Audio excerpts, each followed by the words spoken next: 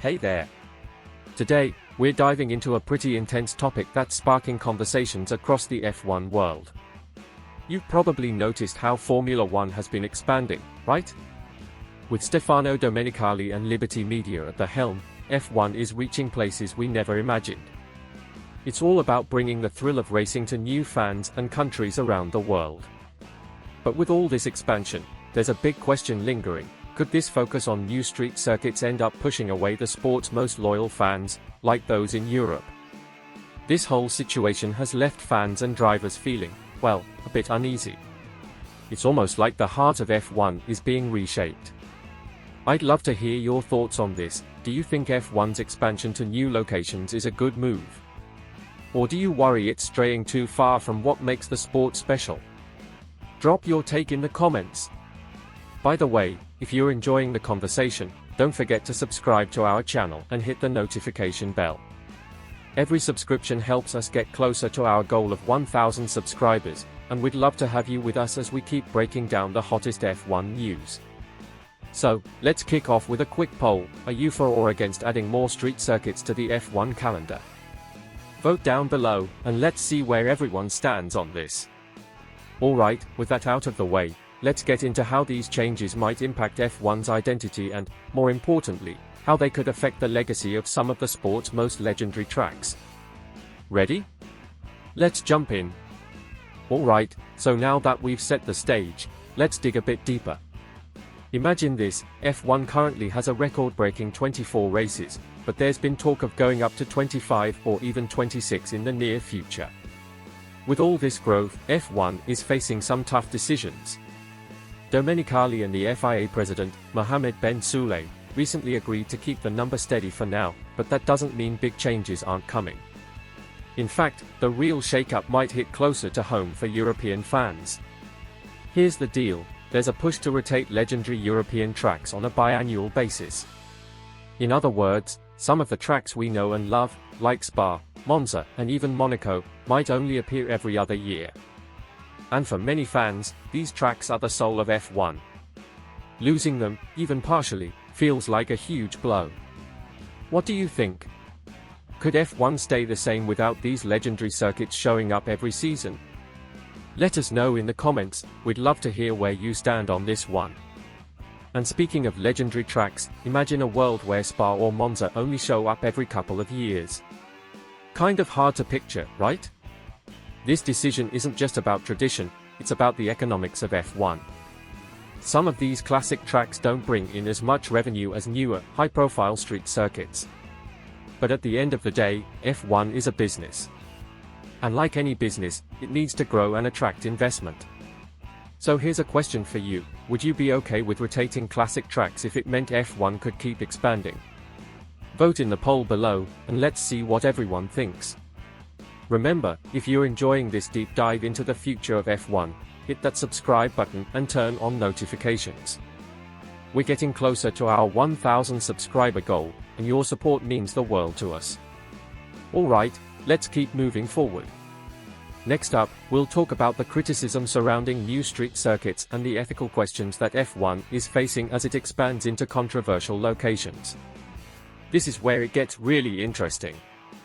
So, let's get into one of the most controversial aspects of F1's expansion, the introduction of more street circuits, especially in places with complicated political situations. These new locations might seem exciting on the surface, racing through glamorous, modern cities can make for great visuals and attract new fans. But many drivers and fans feel uneasy, and it's not hard to see why. Take, for example, the Jeddah Corniche circuit in Saudi Arabia. Just a few years back, there was an incident involving a missile strike near the track, but F1 decided to proceed with the race. Many questioned if the sport was prioritizing money over driver safety and ethical concerns. For some fans, these decisions make F1 feel like it's losing touch with its principles. What do you think? Should F1 take a stand and avoid certain locations, or is this just the reality of modern sports? Let us know in the comments. Now, here's where things get tricky. Domenicali recently hinted at more races in the Gulf region, along with plans to bring F1 to Africa, possibly in Rwanda. While this is exciting in terms of global outreach, it's raising more questions about F1's priorities. At the end of the day, it's clear that F1 is driven by both business and sport. But where should the line be drawn? How do you feel about F1 going into areas with complex political or human rights issues? Let us know your thoughts by voting in the poll below. Before we move on, if you're passionate about these kinds of discussions and want to keep up with all the twists and turns in F1, don't forget to subscribe and hit that notification bell. Our goal is to reach 1,000 subscribers, and with your support, we're getting closer every day. Plus, you'll be the first to know about our latest updates. Alright, in the next chapter, we're diving into the potential risks for some of Europe's most beloved tracks and the growing financial challenges they face. Could we really lose iconic circuits like Monaco, Barcelona, or Zandvoort? Stick around to find out. Alright, let's take a closer look at some of Europe's most iconic circuits and the financial challenges they are up against. Europe has always been the heart of F1, with legendary tracks like Spa, Monaco, and Monza holding a special place in the sport's history. But now, with F1 looking to expand in new markets, these historic circuits are facing a real risk of being pushed out or rotated. Currently, F1 hosts about 10 races in Europe, with Italy being the only country with 2. But starting in 2026, Madrid will be added to the calendar, raising questions about whether Spain can sustain 2 races or if it might mean the end for the classic Circuit de Barcelona-Catalunya. Imagine seeing the Spanish Grand Prix only every other year or maybe not at all. What do you think? Would it be worth sacrificing some of these classic tracks for the sake of new venues? Let's talk about another fan favorite, Zandvoort. Right now, it's wildly popular, especially with Max Verstappen's Dutch fanbase, but there's a chance it could end up rotating with another European track like Spa.